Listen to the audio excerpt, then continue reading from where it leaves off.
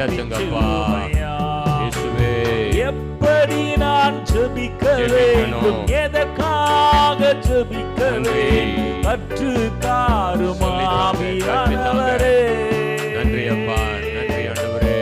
எப்படி நான் ஜெபிக்க வேண்டும், எதற்காக ஜெபிக்க வேண்டும், Thank you Lord. கற்று தாரும் ஆவியானவரே.